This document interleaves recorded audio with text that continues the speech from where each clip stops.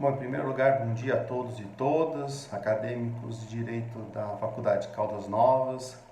Estamos aqui para poder auxiliá-los nesse tempo de pandemia. Em primeiro lugar, gostaria de agradecer as perguntas enviadas pelos acadêmicos do 10º, 9º e 7º período, quais são meus alunos, e vou tratar de responder as questões sobre a pandemia da Covid-19 em nosso país. São muitas perguntas que vieram, tentei condensá-las algumas. Eu não vou colocar nesse projeto piloto, na qual eu vou inovar, trazendo as respostas às dúvidas dos senhores e das senhoras. Eu não vou colocar o nome do aluno que fez a pergunta. Então, apenas eu vou dizer a pergunta, fazer a resposta. Provavelmente eu vou dividir este vídeo em algumas partes para poder ficar mais fácil o próprio envio e a própria exibição pelos senhores.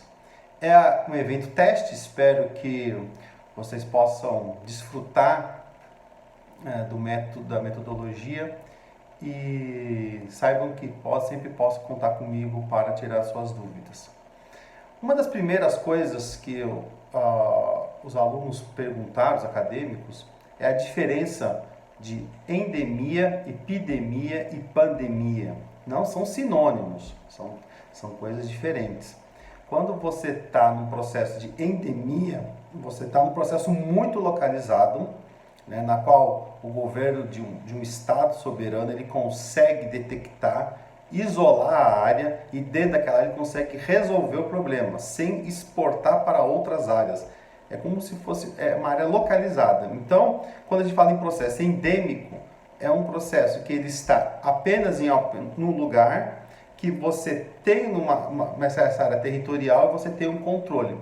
Quando vai para a epidemia, essa área que era localizada, ela passa para pequenas áreas, mas uma conectadas à outra. Ou seja, a epidemia ela se dá num contexto territorial um pouco maior, mas também localizado dentro de uma própria região ou de um país. Quando nós falamos em pandemia, a pandemia ela tem o aspecto global, ela atinge a todos os países da mesma forma no mundo como nós vemos agora. E esse processo de pandemia ele acontece ao mesmo tempo, mas em diferentes momentos. Então, por exemplo, quando nós temos o caso da pandemia agora na China, nós já temos os números descendentes. Na Europa, neste momento, já muitos países estão começando a atingir o platô. E aqui na América Latina e também nos Estados Unidos, como percebemos, ainda esse pico ele está em crescimento. Por isso que a Organização Mundial da Saúde caracterizou logo em março o processo de pandemia, quando ela já atinge vários países, todos os continentes, é quando você tem um aspecto global para um determinado vírus, que é o caso da Covid-19. Uma das outras questões muito importantes também que foram passadas era se o número de casos notificados é inferior ao real. Evidentemente que no caso de processo de pandemia, onde o contágio rápido, né, e há um alastramento muito grande em pouco espaço de tempo, qual que é a grande dificuldade dos estados nacionais? A grande dificuldade dos estados nacionais é prover os testes necessários para detectar se a população está ou não positiva para a Covid-19. Então, evidentemente que vai ser notificado apenas os casos testados. No caso do Brasil, a opção até agora era de testar os casos graves. Os casos não graves não estão sendo testados. Então, muitas pessoas que estão com a Covid-19 não sabem, até porque são assintomáticas. O que é assintomática? Não exara os sintomas. Então a pessoa pode estar doente e você não perceber que ela está com aquele vírus. Mas ela pode não estar doente, mas ela é um agente transmissor. Então, se ela é um agente transmissor, ela tem que fazer a questão do distanciamento e mais, do isolamento para não fazer a progressão geométrica desse vírus. A grande questão que envolve o vírus da Covid-19 é a sua capacidade rápida de expansão e progressão geométrica. Né? Então, uma pessoa pode ser responsável por infectar várias pessoas a partir do momento que ela está em contato com outras pessoas. Então, se essa pessoa não tiver contato, passa o tempo dos 14 dias, ela se cura e depois ela não é mais um agente transmissor. Então, nesse aspecto, evidentemente que o número de notificados vai ser bem menor que o número real. Pesquisas indicam que, por exemplo, no Brasil esse número pode chegar até a 12 vezes. Então, se nós tivermos um universo hoje de mais ou menos 2.000 mortos, com 20 e poucos mil infectados, na verdade nós já estaríamos com mais de 100 mil infectados. Tá? Então, evidentemente, mas não é de se preocupar, porque a maioria das pessoas, mais de 80% das pessoas que vão contrair a Covid-19 vão ser assintomáticas, ou seja, o vírus vai passar por elas não vão desenvolver o vírus, mas atenção, não desenvolver o vírus não significa que elas não vão ser agentes transmissores.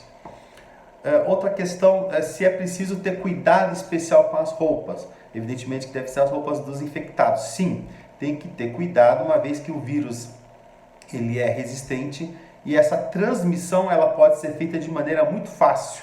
No manejo, sem ter o devido cuidado, não só com roupas, mas com alimentos, com utensílios domésticos de uso comum, tem que ser diferenciado no caso das pessoas que forem detectadas com a Covid-19, mesmo que assintomáticas, uma vez que elas podem transmitir o vírus. Então, evidentemente que essas pessoas, além de elas estarem isoladas, as questões dos seus bens de uso durante esses dias tem que ter uma devida adequação. Tem que ser postas roupas, por exemplo, tem que ser postas num saco plástico, e esse saco plástico tem que ser, evidentemente, todo aquele processo de higienização que nós já sabemos muito bem como fazer com as nossas mãos e também para com o rosto, para não poder ter a contaminação. Né? Outra pergunta: por que não são apenas as pessoas de risco que precisam ficar isoladas?